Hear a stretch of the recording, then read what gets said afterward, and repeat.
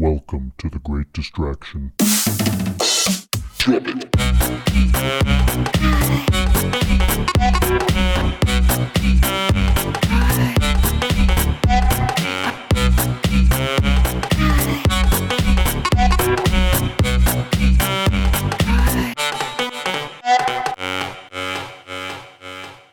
What's up, everyone? This is The Great Distraction, and today the topic of discussion is gun control in America.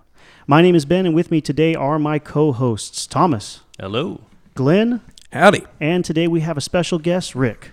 Hello. If this is your first time listening, welcome. We thank you for joining us. The Great Distraction is a podcast that focuses on a vast and random range of topics, and we hope that each episode leaves you with, if nothing else, something to ponder. Now, our topic today is a touchy one, and a lot of times it seems to revolve around a political agenda or standpoint or viewpoint. Today we're going to try and approach it in as unbiased venue as we can, or point of view as we can, and try and leave out some of those personal opinions and just that general tie to politics. Now, obviously, these are a lot of it will have to do with laws that have been passed, made, whatever, and those do have political and ties. So obviously that's going to come in, but we'll see how it goes as the conversation progresses.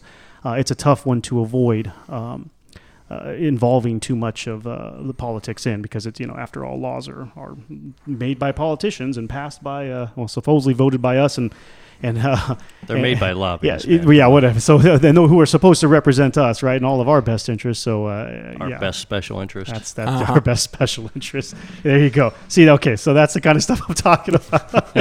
It's hard to get through something like this and not have to make those statements. So I just wanted to kick off this topic. Most of what I had researched into it, because that's what I've kind of found interesting, was the progression of laws and attempted laws and changes that have been put into effect that affect us as citizens in this country with respect to gun control. And I wanted to start off with just if we start off in a chronological sense, 1971. 1970. Wow, that's my dyslexia kicking in. 1791. Bill of Rights included the Second Amendment, which stated that, part of it stated anyway, a well-regulated militia being necessary for the security of a free state, and the right of the people to keep and bear arms shall not be infringed.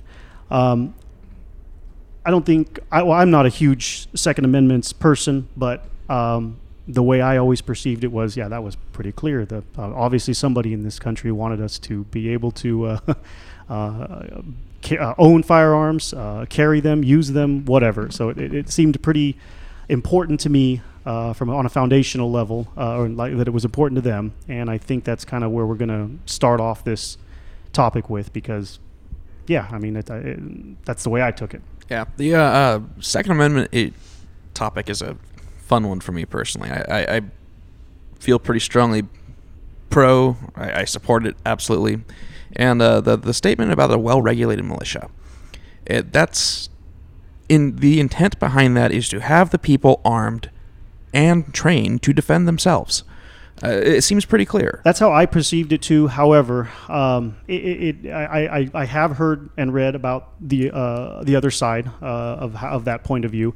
And I'm always open to the possibility of misinterpretation in anything, and this is something that when you go into media, when you go into the presentation that potential laws present to the people as. I mean, there's a lot of misinterpretation. There's a lot of that's how you took it. That's not what they said. But I am hesitant to go that route with that, but that's how I perceive it. And definitely there's every situation has interpretation that Sure, because sometimes we get people who interpret these types of things, like for example the militia standpoint, and they go off on an extreme, and we've had instances where they've held up in compounds and tried to start fighting the military. And I'm like, come on, you guys, you can't. That's really pushing that concept, and you're going to get yourselves hurt.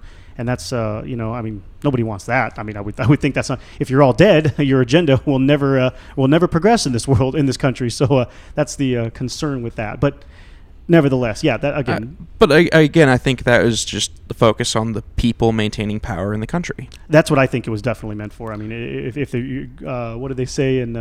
Governments should be afraid of their people, not people afraid of their governments. Well, that's being changed every day. I know. On a slow slope. But I think one thing that we have to bring up too, and this is an argument I hear from a lot of people that don't necessarily think like I do. I'm definitely pro.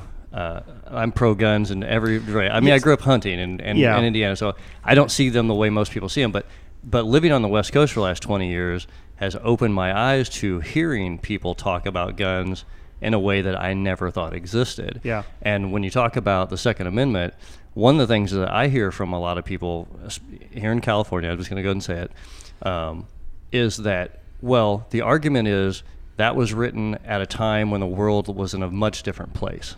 Which is true. Which is true. So that opens up the conversation of, is their interpretation because in 1780 we were still fighting the British? We were still fighting for our own identity. We were trying to become an independent nation. So having the people who were part of this new independent nation, there was a lot of different requirements for us to survive.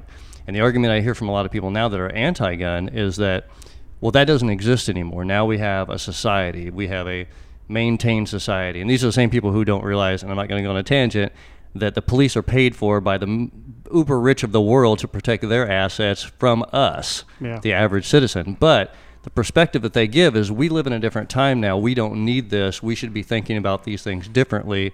We're not in 1780 anymore. This is clearly 2018, so we should be looking at this from a different perspective. That's the argument that I hear over and over and over without even talking about people being killed or anything like that. Yeah, it's definitely something people jump to. Yeah, and part of that, when the Bill of Rights was written, the militia was necessary for the survival of the community, not just to fight the British. You had indigenous people, you had there was a lot more women. people to defend against. Yep. And so your militia was an assembly of the people in that community, your farmers, your banker, whomever. Now we have a government entity. Currently our militia is typically the National Guard. Every state has their own National Guard. That's our current militia. You do have the wackos that get out there and play G.I. Joe on the weekends. Absolutely. And create a negative image of what a militia should be. And my point was going to be to Thomas, where they're discussing, or the opposition to the Second Amendment is that we have the police for that. The Second Amendment was also written to protect us as a country from an oppressive government that we had just gotten out of. So by giving all of your power to, like you said, the police that are paid for by the wealthy, or our new militia, which is operated under the big army of the federal government, you've given up your only means of defense against that. And it's very important, as we saw, I know it's not related to gun control in the U.S., but it was influential in the Arab Spring that those protesters eventually got firearms to stop or prevent themselves from being killed in the streets while they were protesting by their governments. Yeah, there's lots of examples on an international level of where that is the right to bear arms, or the ability to bear arms has protected the people from their government. We haven't, fortunately, really seen it here yet. We don't know where that's going, but that's not necessarily true. The Native Americans would probably have a very different position on that. Sorry, that's true. I meant more in recent times. America, what I was going for at this point, because there's examples of it recently now in international around the world. I meant more in recent times, but you're right. If you go back, that's a different story. Yeah. But I mean, I think the thing too is what's crazy is the dichotomy of the craziness of America is you have. And I see it from a different perspective. I just watch the world. I feel like I'm an alien in general. I watch the world and see these crazy things. And what I see a lot of times is all these people that want, guns taken away and guns this, that. And you've got all these people fighting each other inside of our own culture between minorities fighting against the bigger picture, which to me is our current administration, and the view of those sort of things. And it's just there's this huge break of people, and one person gets a gun, one person doesn't. Person points at a gun, you got to do anything you want. Another person points a gun at you, you get shot at by 40 other people. Like that. One thing I think is crazy about gun control is like, look how we use it among ourselves in our own little divided segregations of existence. If you're an American with a citizen with no record, you should be able to own a gun. Okay, well, that same thing should apply for every minority. Well, look what happens half the time there's a black man in the same position. It's automatically this person has a gun. There's our own perspective of guns is absolutely skewed, and I think it's hard to have an educated conversation unless we figure out what the balance is that we're all living in. Yeah, it's that fear-mongering from the media, but that gives everybody all these skewed perspectives on how good or bad or right or wrong these things are. And we'll definitely get into some stats on that. I did want to kind of start off with continuing on this chronological deal here I had been reading about. Interestingly, I found that from what I found, the first gun control law that was passed was actually by Georgia in 1837, and they banned handguns. And I thought, whoa, Georgia banned but I mean, now what is red and blue now and their points of views, I'm sure were quite a bit different in 1837, but wow. I thought that was kind of cool, cool, but interesting, that it started at that time. And it was actually ultimately ruled unconstitutional by the U.S. Supreme Court and thrown out. But that was, 1837. That was like... That was before a lot of other states were established even. Big time. So early establishment of gun control. Yeah. And then, so I like 40, less than 40. 1871, the NRA was established. And I did not know what it was originally established for. It was originally established to bring up the marksmanship skills of your average civilians who were not military trained or whatever, in preparation for war and maybe possibly militia, right, in case they had to go through the whole thing over again. So that's crazy. I had no idea that was... What year was it? That was 1871 for that. That makes sense to me because, I mean, you figure, Lincoln was shot in 1860s, and so you're really kind of, I think it all kind of falls in because there's a lot, at that point in time, there's still a lot of like... Shakiness, right, among the people. Of our established because, North won, South, we're still kind of in that battle. Yeah. Okay, so from my finding, not much happened from 1871 up until 1934. So now we're in the mid-30s. I mean, there might have been a lot of stuff. I didn't run across anything, and trying to look over hundreds of years of it's a lot to take into account there. But in 34, the National Firearms Act of 1934 was passed, and it regulated the manufacture, sale, and possession of fully automatic firearms like submachine guns. That was approved by Congress. That's kind of crazy to me because now we're approaching, well, what are we? We're to 2018, so maybe not quite, but we're approaching 80 years of fighting assault weapons, because this is fully auto, but I mean, still that back then that was probably considered the assault weapon, right? Yeah. And so they have Tommy guns and things like that. Yeah, they were in the 30s. They were trying to, they've been trying to fight this a long time. Also, some interesting things about that time frame. You have a mob growing up in the country. You have other interests that are starting to take power. So it's a bid for control.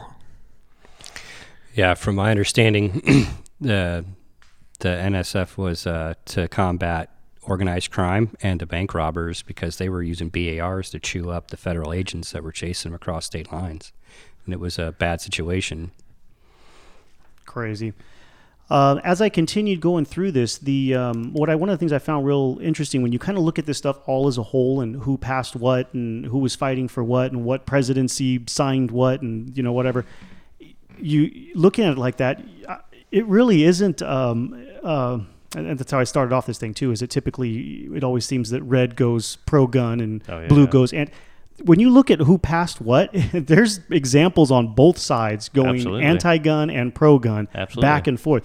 If you look at them all as a whole, it's almost dead even from what I found. I mean, there's enough Democratic going pro-gun stuff and Republican stuff going anti-gun. So could you be quoted as a saying that it doesn't matter if you're a Democrat or Republican, whatever the with special interest is where your vote's yeah. going? With respect to gun control, in my perspective from my research here, this is not a Republican or Democrat thing. Yeah. And I never really started paying attention to it until the Obama administration, and we had tons of fear-mongering and tons of people saying, you're going to take away our guns and buy everything you can. And even the gun manufacturers at that time were overproducing firearms because they couldn't keep up with the demand. And he didn't do anything. Well, not him, but that administration didn't do anything. They didn't do anything that wasn't... So maybe the gun sellers lobbied there you go. for the mongering so they can increase sales of guns. And that's just it, man. Anything that's promoted in the media, especially fear-mongering, somebody stands to gain on it. Somebody's paying for that advertising. Well, that's the thing. You're not going to spend that much money putting together a campaign that you're not going to benefit from. Yeah, exactly. And that's one of the things I think that a lot of the anti-gun people don't understand is, and I hate to keep talking about us in California, guys, but it's where we're from and it's an interesting example to look at because it's one of the most heavily regulated or gun control law states. Of course, there's New York. There's what were we talking about earlier? There was you guys were saying Oregon was one, or Washington, Massachusetts, Washington, okay. Colorado's following DC's suit. got some really weird gun laws too. Yeah, there's some definite. Oh yeah, the District of Columbia. I'll bring up some stuff like that from their past too. I would think they'd just be like no guns at all from any of you guys. They've tried. They tried that, but the Secret Service had an issue with it. Oh yeah. Yeah. So it's we have a unique perspective here in California because of all the how inundated we are with these gun control laws. The other interesting thing is it's done such a good job, I guess, at what it's doing. It's kept most people in urban areas, not in rural. I don't know too much about rural because I didn't grow up out there. But anyway, it's kept most people in urban areas who are the majority of voters and the reason the state's a blue state and whatever. Usually your deciding votes come from the high population areas, right, in any state. But most people I know growing up, including myself, had never had no experience with guns, period. So you combine an ignorance with never experiencing anything about firearms, never seeing one, holding one. They're only used by bad guys in movies, right, or on the news when somebody dies. And then you present them with this fear-mongering. Of course, we feel this. They feel the way that they feel. They have no frame of reference. You're out of your element, Donnie. You got no frame of reference for anything else. It's just like telling that old lady if she gives a little bit more money at church, then she'll be safer. That's it. Because she has nothing else to consider. We're bringing God. Yeah. We're stopping drugs and bringing God by your place on Thursday. We just need an extra $40. So you have to. The first step in at least understanding the situation better is you have to understand who is standing to gain from the information you've been given. Because if you haven't gone out and just like we always talk about, if you haven't gone out and answer the questions yourself, you shouldn't be listening to just what's coming over the boob tube, Facebook. or the Facebook or whatever. When you at least enough to base your opinions on. I'm not saying everybody should go out there and buy a gun, and it is in fact the exact opposite. And we'll get into background checks and stuff. Not everybody, and we will go on record for this should one. Buy a gun. Not everyone should own a gun. There are plenty of people out there who have no business being behind the wheel of a car, right, or owning firearms, or even signing checks, or having any sort of legal control, or being responsible enough to manage their own prescription medicines, right. or children, or children. I mean, so yeah, by no means. Let's end control, gun control, and start child control. I'll second that. I want everybody to understand that while we may be into guns in our own right here as a group, we are by no means disillusioned that they are for everyone and that everyone should have them. That's just ridiculous. Yeah. There's no blanket rule that could fit for anything, let alone gun rights or gun control or whatever that could go for that. There is just simply too many. I gotta have to say, there's just too many dumb people or incapable people in this world, and it's just no good. So continuing on here, there was just a whole slew, mostly starting in the late '60s or early '70s of gun control acts. In fact, there was one called the Gun Control Act, Federal Firearm Acts, the establishment of the ATF. Things just kind of got crazier and crazier from there as they came up with more methods by which to try and control who owned and how they got firearms in this country. Now, things, I think, went in a good manner with starting in 38 with the Federal Firearms Act, and that was that required a license to sell guns. I'm careful how I'm careful how I want to word this or whatever. I think that was a good move because it moved us towards the establishment of background checks. They had to start somewhere by controlling the What sales. year was that? That was in 38 with the Federal Firearms Act. And maybe as it stood back then, it was really annoying and people didn't like it because now you couldn't just go down the street and buy your gun from your buddy. You had to go to a federally licensed firearms dealer in order to get your firearm. Now, there were no background checks at this time, so now it was just an inconvenience, right? I mean, you had to go down there, and now we used to be able to just do the deal, in our living room. Now you can't do that anymore. Now you got to go down the street and pay this guy. I mean, it was only a little bit of money, but nevertheless, now you have to pay this guy in order to buy the gun. So that's really annoying. However, without that establishment of controlling who sells the firearms, we would not have gotten to where we are now with background checks.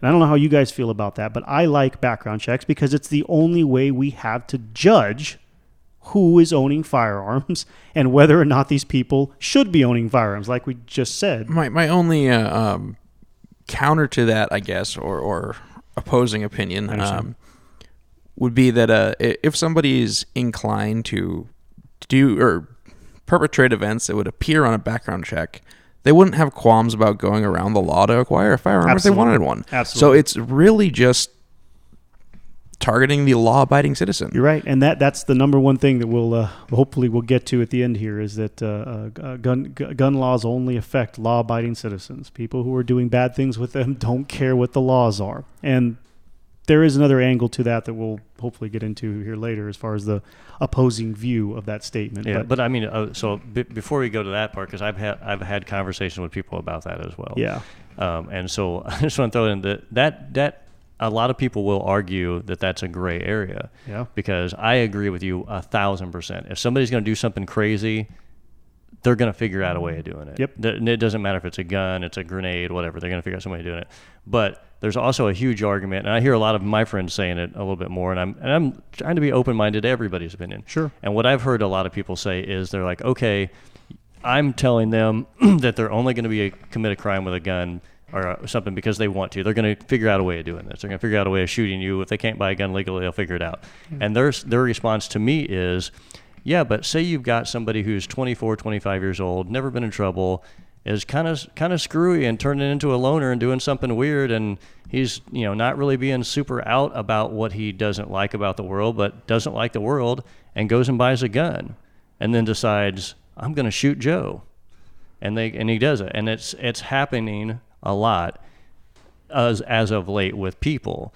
But my argument back is we have a horribly failed mental health situation in America, and that's where this starts. But their argument to me is, hey, there's a gray area here. You don't like background checks, but there's a lot of people who might just decide because they can get something to do something with it. And I'm like, okay, that's a hard argument to go back with. But in that situation that is then presented, the person hasn't committed a crime, so they're not going to turn up anything bad on a background check. Which is a hard argument to have. But I understand what their purpose of their side of their argument is, because they're like, look, we need to be careful. I'm like, yeah, but none of this stuff shows up on a background check. If somebody's being a little bit loopy and nobody said anything about it, True. And how extent is our containment of our personal traits going to be on record anyway to judge us? I think the only thing that would catch as far as mental disabilities goes is if you were like heavily if you were in an asylum for some time, or something. Well, that's going to show up in your background report. But I have a friend of mine I argue with this all the time, and I'm like, dude, it doesn't matter.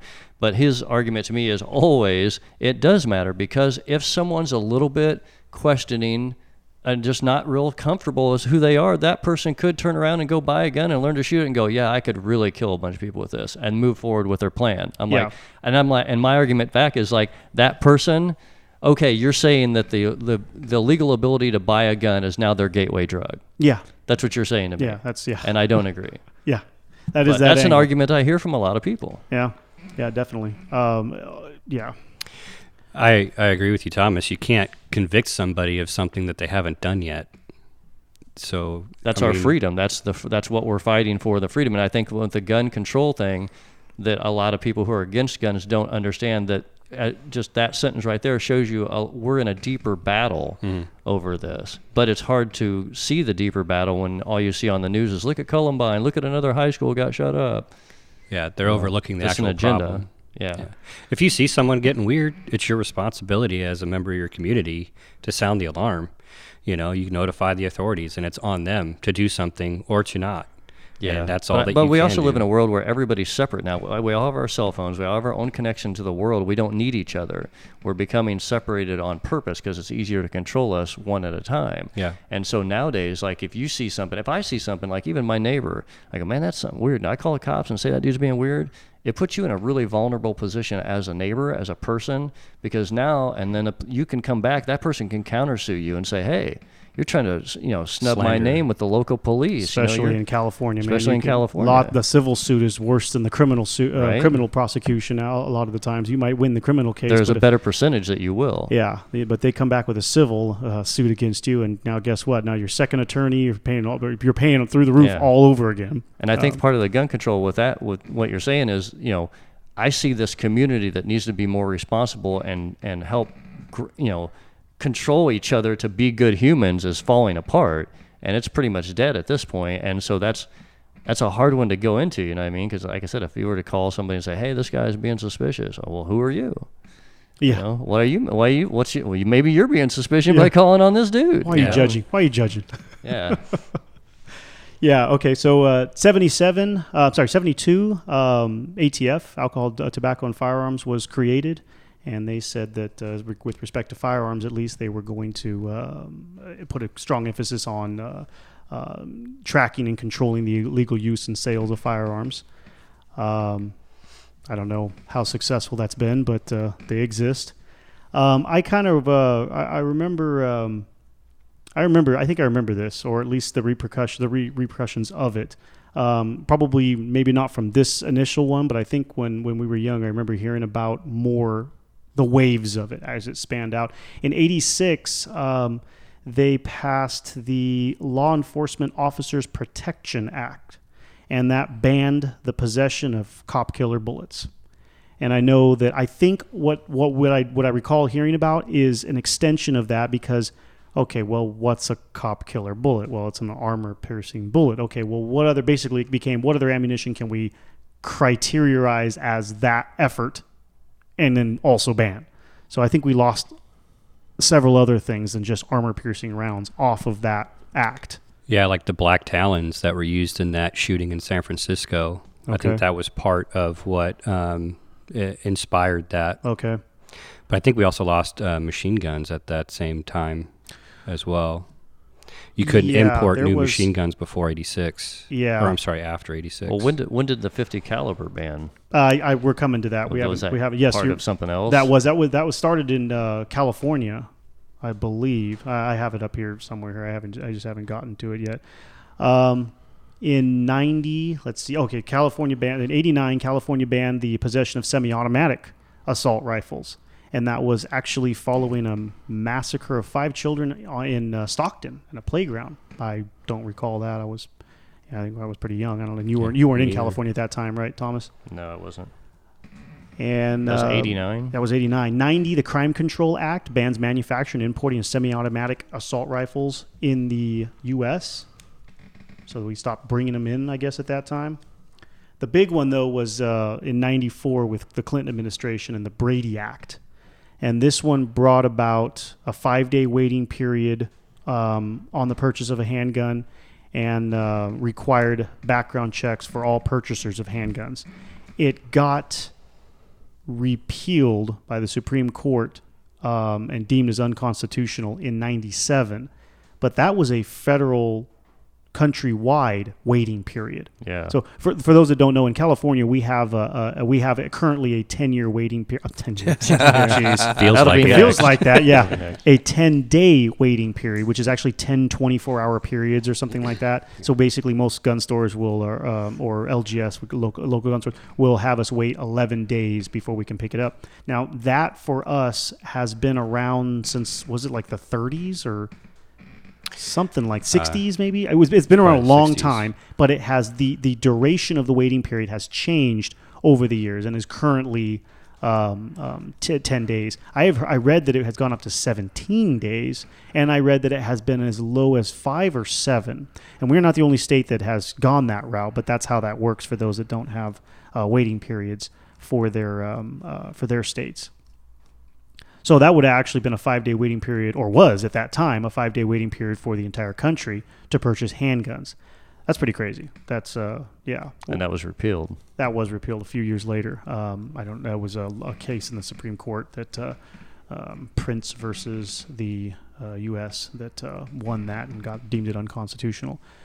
Which, yeah, the rest of you should be thankful for, because that waiting period is really annoying. I guess the idea is that there's a cooling off period, right? That's so you can't exactly what just go it's buy supposed to the be, gun yeah. and shoot somebody. Well, what does that mean? You're not going to go do it 10 days later? I mean, Yeah. Yeah. Well, think about road rage. And you get mad and you're driving at home. By the time you get home, you start making something to eat. That's a hell of an endeavor. You still got to go drive to the gun store, buy the gun, pay for it, then go find the guy. I mean, so it's like, how does that even diffuse the road rage situation? But I hear you. But back then, in some places, you could buy a gun at a gas station. Right? Yeah. And that was how they marketed the 5-day wait period, was a cool off period. I remember that when I was a kid. They were like, oh, well, people have domestic disputes, Yes. or you're considering suicide. Yeah. But the opposing argument was, well, now you have a gun, so if you have these thoughts or feelings again you're going to have access to your gun. Yeah. Then we run into an interesting string of events that looks like it occurred from quite a few different angles that I thought was interesting. In 98 especially, there was a lot of this. There were quite a few cases of cities, counties, and even some individuals suing gun manufacturers and gun resellers for restitution on crimes committed that involved guns. Wow. So this is like suing Toyota because the drunk driver was driving a Toyota Corolla and killed your kid. When he hit your Or car. suing the DMV for getting that person a license. Yeah, exactly. Vehicular manslaughter. They have, obviously the That's gun. a good idea. Right? Obviously, I'm going to sue the assembly line workers who put the last screw on that made that car legally drivable. yeah, because he didn't put it. He put it on a Friday and didn't put it in all the way, and Right? it fell If it had been apart. tighter. Yeah, I wouldn't have hit that person. They wouldn't have died. And look at all this. And these are some sizable lawsuits.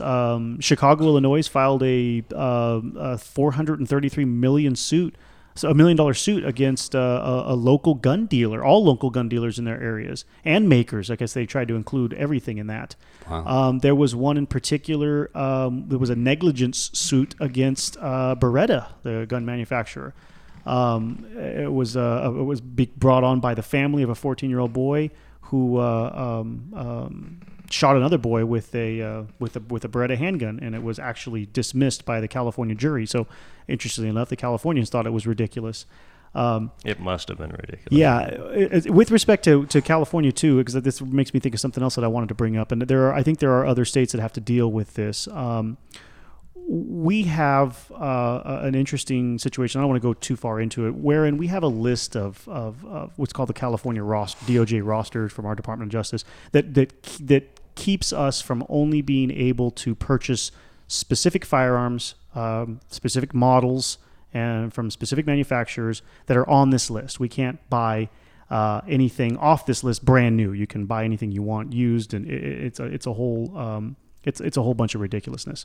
However, the reason I brought it up is because there is so much money to be made in California selling guns to Californians that these laws have been enacted and put in place. Some of these gun manufacturers have actually altered their designs to comply with the laws that California and other states have passed. I find this crazy because, for example, Beretta made me think of this. Beretta is like 500 years old. They were the Italian armory a long time ago for Italy. This company is older than this country. They have been producing firearms and armories of various natures for centuries. And California has so much draw economically that they can actually go to this company and say, change the way you manufacture your gun to make it approved for our new law in our state, and you can continue selling it here. That blows me away. There must have been enough profit margin in that change for them willing to do it. But so basically, what I gather out of that conversation is that guns are hard to buy, but we seem to be buying billions of them a year, enough that we're able to alter the way a company produces them to sell them to us. Yeah, and it's funny too, because a lot of the rest, I think that from stuff I read online, a lot of the rest of the country, the other states, citizens of other states or whatever, laugh at us, poke fun of us or whatever. Oh yeah, when I go to Indiana, dude, it is on. And it is ridiculous. So we're not trying to defend our overuse of these laws here, man. Believe me, but it is ridiculous how many gun owners there are here. We own lots of guns. Maybe competing with most of the other states. In fact, Absolutely. There's just so many, because Beretta is not the only one that has altered their designs to comply with our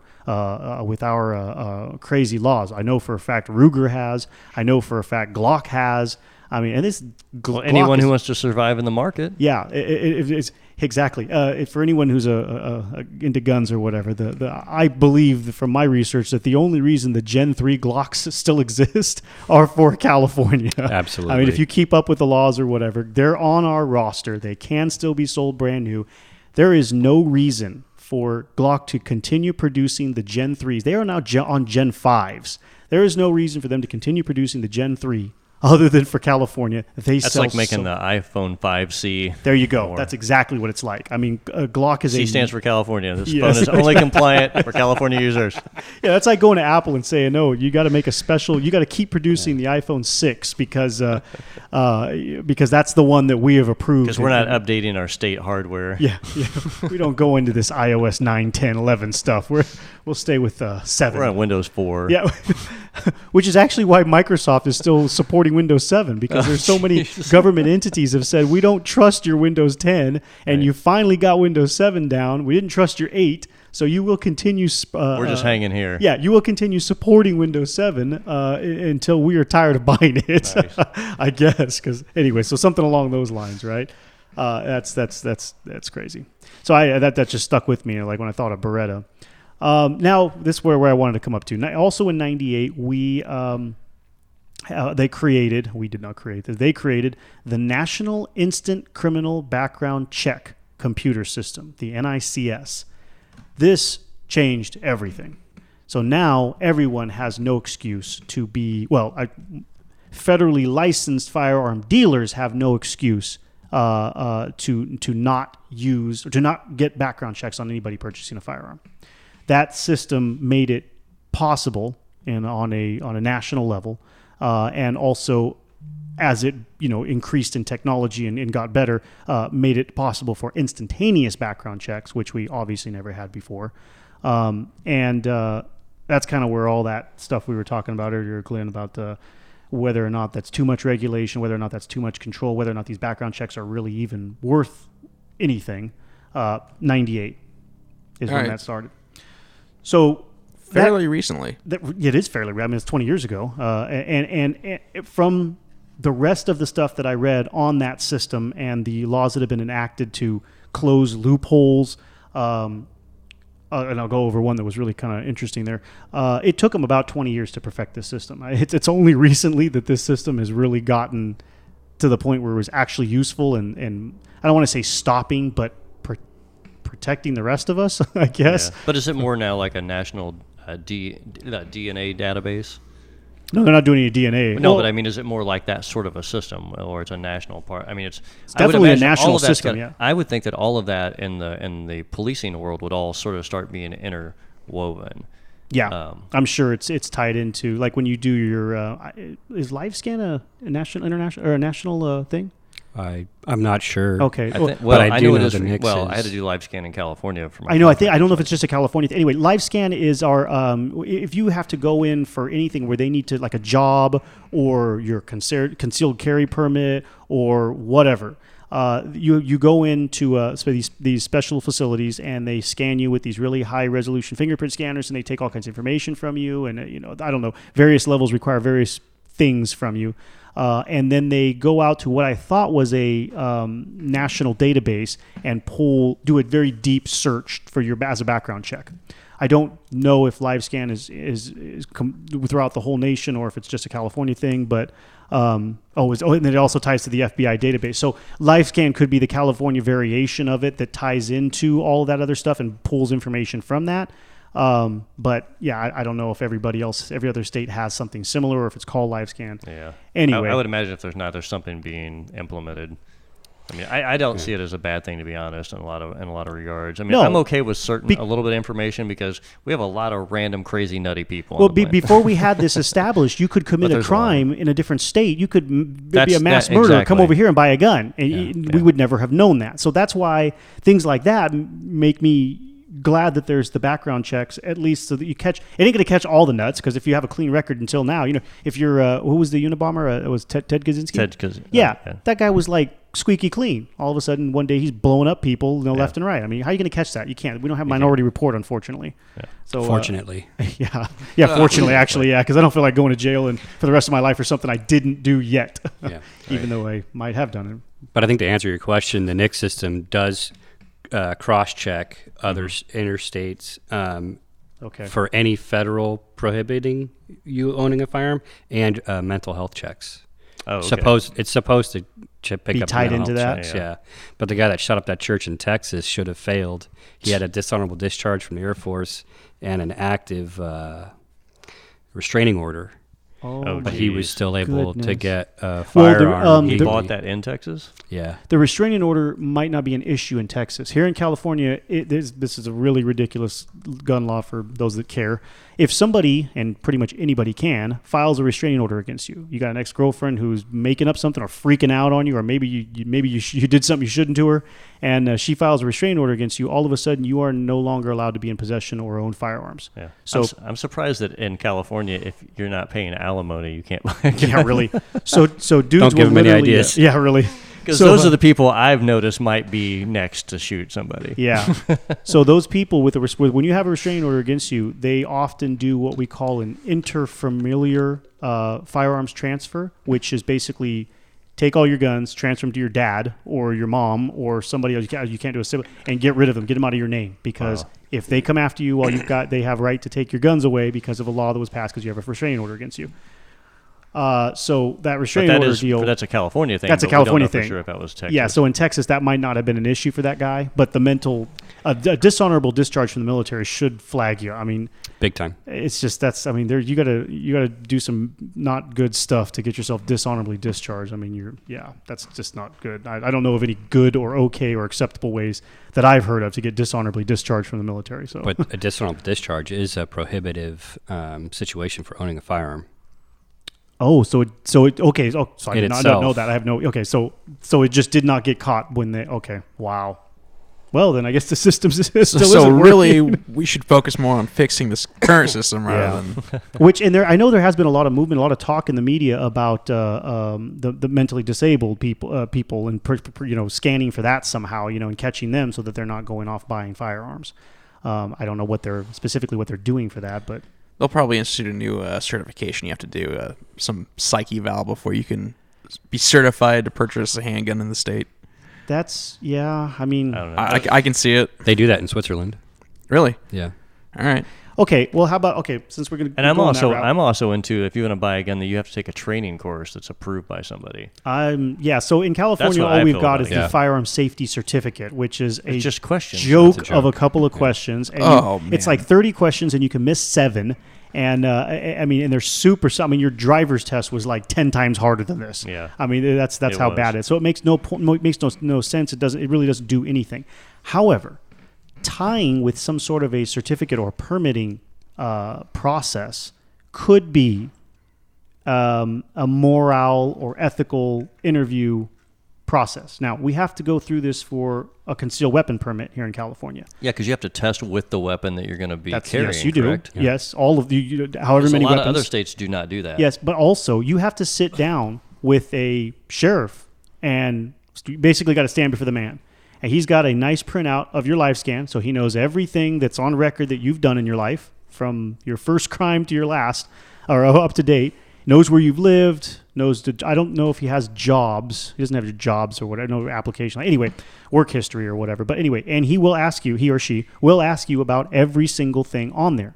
And they will judge you. And it's listed there in the description. So they're sort of doing a mental evaluation. That's exactly what they're doing. Part of the process. It's listed in the description for what they're doing as a moral and ethical interview. So they are judging you. And that's awesome that somebody's actually doing that. So if we did that one time for your, I don't know, you had to renew it every 10 years, 5 years. I don't know. At least it would be something, that at least they could pass a judgment on that aspect. Obviously, we do it for concealed carry permits, and that'd be an interesting statistic to see if we could figure out, which I did not think of, is how many gun-related crimes are committed with people who have concealed carry permits. Now, I bet it's extremely low. Now that we can include states that give concealed carry permits with your ID, because that doesn't count. That doesn't have any background check, or doesn't have any interview process or procedure to go through to get the concealed carry permit. Are you talking like a constitutional carry where you are allowed to carry but you don't need to apply for a permit? Yeah. So obviously, if we tried to pull a statistic looking for gun-related crimes by concealed carry permit holders, if you get your concealed carry permit with your state-issued ID, that's not relevant. You can't that data wouldn't be of any use. Right. But here in California, if we could pull that poll, or any other states, I don't know what the CCW application and process is for all the other states. But in ours, it's, not terribly rigorous, but it's, I would be interested to see how many California gun-related crimes occurred by concealed carry permit holders, people who have gone through this process. I'd personally like to see the number of crimes deterred or stopped by... That's another one. Well, yeah, that's going to a whole different argument. Yeah. But yes, you're right. That would be interesting too. On that note, I wanted to bring up too, we had already touched a little bit on the media fear-mongering that goes out there. And for the anti-gun people who are out there, this is something I especially would hope that you would look into before concluding your judgment. These things that they show us in the media, like anything else, it's not just gun stuff or whatever, has been heightened the last 5-10 years, whatever, especially with the school shootings, and those things are extremely tragic. So I'm not trying to downplay that at all, believe me. But one of the things I wanted to look into to see if this stuff really mattered, had such a big effect in the big picture as they make it seem to be, was they show us and tell us that we have this huge increase in gun-related crimes and that we need to pass laws to protect ourselves. They push for regulation. This is how they push for regulation on anything and everything. Anything they want us to pass as far as a new law goes, they first start off in the media scaring us, and then they continue pushing it through until everybody's so afraid they're like, well, hell yeah, I want to get rid of that. I don't want that to happen anymore. If you look at statistical gun-related incidences and crimes, they are actually going down with the amount of people, with the amount of the population. So if you increase the population, the amount of people who live in an area, everything goes up. The number looks bigger because there's more people.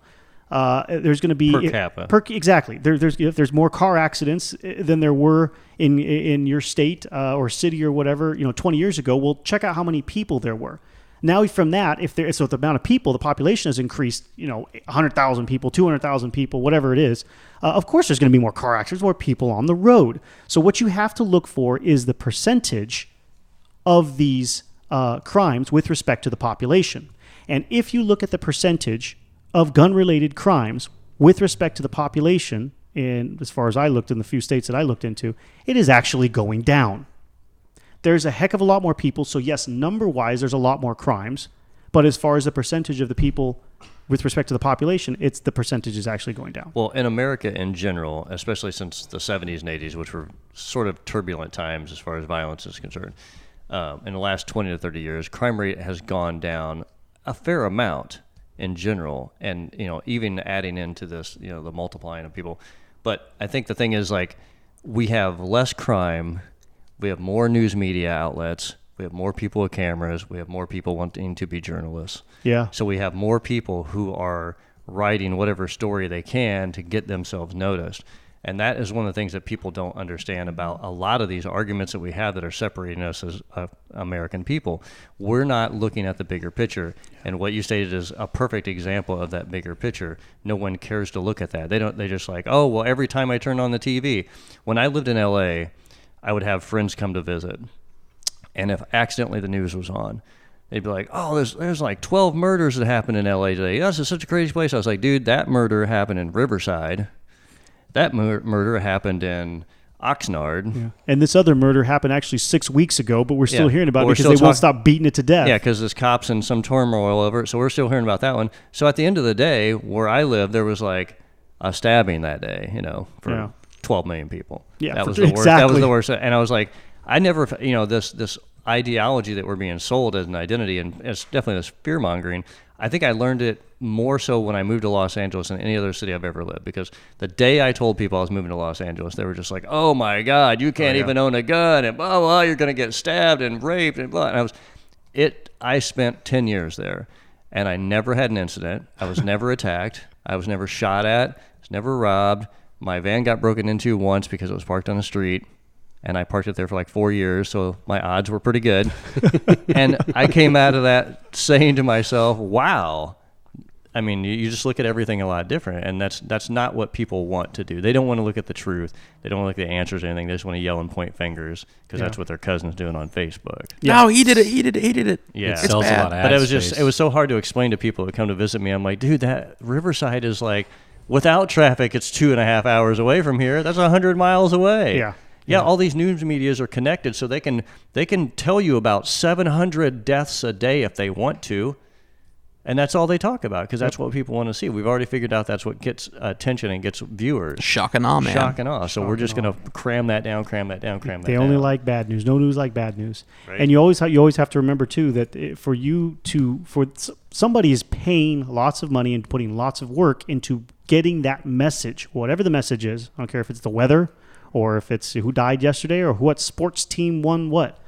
They're paying a lot of money to get that message to you.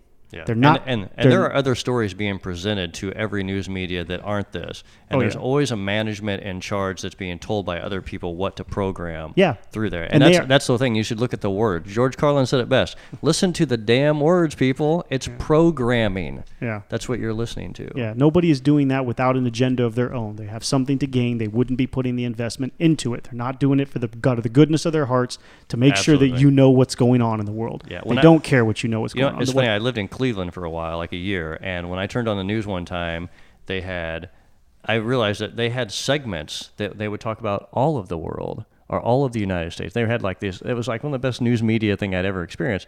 But they would talk about what happened locally, 60 seconds locally, and then they'd start talking about everything else. I was like, wow, these are some of the most informed people I've ever known because they're not just talking about 800 murders that happened within a mile of them. I mean, you can associate whatever you want, and you can say whatever you want. Look at Orson Welles. You can say whatever you want on the media, man. People just suck it up. Yep.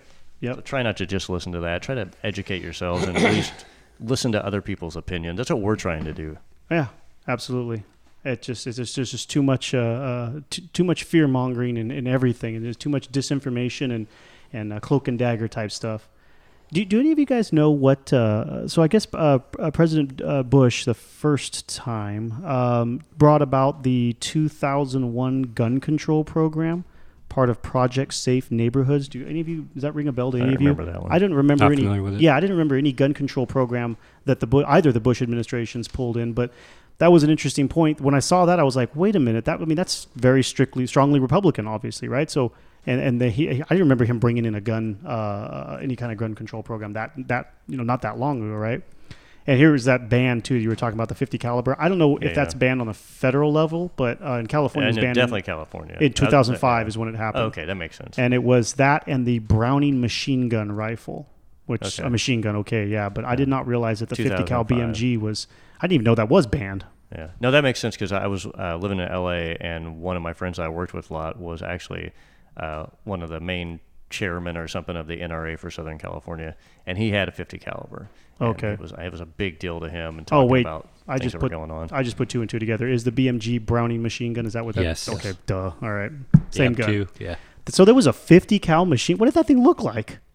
I have bolts for it at the house. No, but I mean the gun. Was it? It's the 50 that's mounted on. Oh, the Humvee. truck mounted it's like units. it Okay, has to be that's like a on huge unit. tripod or something. Yeah, You're not that's carrying it. Yeah, that's difficult. I feel like that's like manning tanks. You know, how many Yeah, people are exactly. really That's gonna kind of a have a tank? difficult one to justify owning. I'm gonna That mount would this be to my fun. Chevette, and Yeah. I'm gonna wreak havoc. Yeah, and Sure you every are. every round is $7 a round. I want one on my CCW. Yeah. So I can mount it on my Prius. Yeah, absolutely. So there's actually some new stuff. We're getting kind of close to the end here, but I wanted to kind of leave on. There's some new stuff that's coming out that I thought was kind of interesting. And one of them was humorous. Right now, the biggest one is the bump fire stocks. Those are pretty much getting banned all over the country on a federal level. Isn't that all because of that The thing? Vegas thing, yeah. That one is basically killed those things all around, and it's a shame too because They're a lot of fun. yeah, they are so much fun, you guys. But aside from the fun aspect, the bump fire stock or the slam fire stock or whatever you want to, whatever name they have, is not the only way to do that mechanism. No, you can do it totally. You could do it just with your finger in a squishy pad on your shoulder. Sure. It's really, you can use I've seen guys use like a small blow up ball that's maybe like 6 inches in diameter, and they kind of deflate it a little bit and shove it on there, and you can kind of like get it to bounce. So as long as the stock bounces back from the recoil, and you can kind of stick your finger in the trigger and tap it each time, you could still do the bump fire without a bump fire stock. I've seen people do it with a belt loop. Nice. Really? Yeah, hook your thumb through the belt loop, and the recoil. But that's operates it for you. side shot. That's like side firing there, but You can't aim with that shit, anyways. that's true. There's no accuracy in it. Yeah, there is no accuracy in it. Yeah, but it is fun to do because it's like you kind of feel like that's the only time you're going to get to shoot a machine gun unless you are a fully auto firearm, unless you go to like Vegas and spend a whole bunch of money, Yeah, or you live in a there's- state where you can do that. Well, then there's you can own places them. in Texas that you can go and they have the 50 calibers mounted on like a Oh, truck. that's and all cool, this other man. stuff. I'd love to do that. I'd love to throw a grenade one day. There's a That'd place that'd like be fun. right outside of Dallas that does that. Yeah. So that's happening, and that it sounds to me like that's pretty much done. There was another funny thing that I came across here. I guess in September of 2017, a bill titled the Sportsman Heritage and Recreational Enhancement Act is advancing on the floor. It's not passed or anything yet, but they tried to tag into this something to do with hunting and basically recreational shooting stuff. But they tried to tie into this something they called the Hearing Protection Act. Yes. This is awesome. Okay, and the point behind the Hearing Protection Act is to try and sneak in the easier to acquire or the legalization of suppressors. So they thought they'd hit it at the angle. Well, we have all these hunters out here shooting, heavily risking ear damage, hearing damage from shooting these guns, and other shooters who recreational shoot. Why can't we have suppressors so they can buy, I don't want to say silencers. Silencers are not silencers, they're suppressors. Yeah. But and right currently, if you can get them in your state, California, we absolutely cannot get them. There is no way other than being an FFL, federal firearms license dealer, or in the movie industry, you can get a lot of the things we cannot get here, which is weird as hell. It's got not to like be they're some sort of permitting or it is. limited It is. pass or That's something. exactly what it is. We cannot own suppressors in California.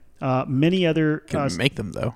you can. It's illegal. It's a federal offense, but yes, you can. And in the rest of the country, the ones that can own these things, you have to get what's called and I don't live there, but as I understand it, I've read an NFA stamp, which means you go through a process, you pay money, and yada yada yada. I heard it's not that bad. Costs a little bit of money, and suppressors themselves are expensive. However, these guys are trying to on the basis of hearing protection, they're trying to get it so that we can legally own without an NFA stamp suppressors. I thought that was hilarious. I loved that.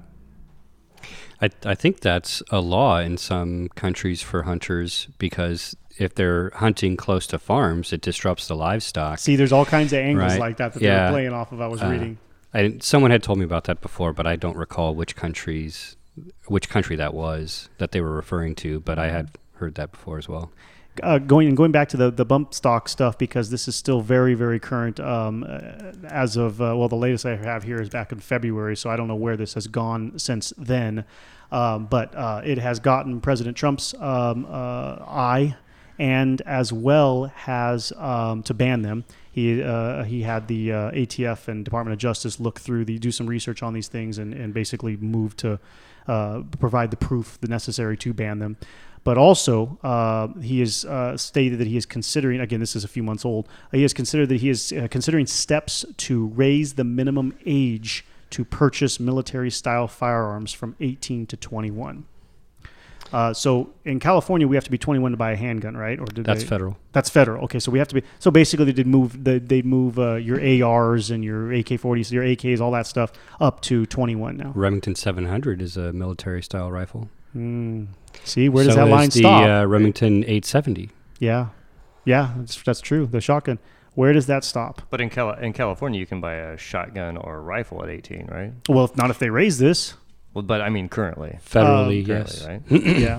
Yeah, 18. Same thing with the AR. Just handguns are 21, which makes zero sense because, Right. I mean, it's not like you can't kill somebody or commit a crime with a long gun, be it shotgun, rifle, whatever, just as easily as you can with a handgun. I think the big thing about handguns is the fact that it's such a concealable weapon. True, but you can also go, if you're going to commit a crime, you don't really care anyway. You can also take your 12-gauge shotgun home, take a hacksaw to it, cut it down. Now you can fit that and put a pistol stock on it. Now you can fit that thing in your damn jacket, under your sweater, under your hoodie. Yeah. I mean, they get real small, and then that spread is way more dangerous than a pistol. Yeah. And if you want, you could break your wrist shooting slugs out of it. Yep. You can have all kinds of options if you're going to be an asshole. That's exactly. That's a good note to leave on. Thank you, everyone, for listening. And until next time, same thing we say all the time. Do your own research, man. Come to your own conclusions. Don't buy what the media is feeding you. Show notes and other info can be found at our website, greatdistraction.com. The Great Distraction is listed in iTunes, and we greatly appreciate it when our listeners take the time to look us up and leave us a 5-star rating and review. That helps our show grow and motivates us to continue producing content. If you'd like to get in contact with us, you can do so using the email address, greatdistractionpodcast@gmail.com, or via our website. We're always interested in hearing any thoughts, comments, or questions from our listeners. Keeping up on the latest from us can be done in several different ways. You can add us to your favorite RSS feed tracker. The link is available on our website or in iTunes. Or you can also follow us on Facebook and Twitter. Just search for Great Distraction, one word, no space. As always, thank you for listening, and thank you for all the support.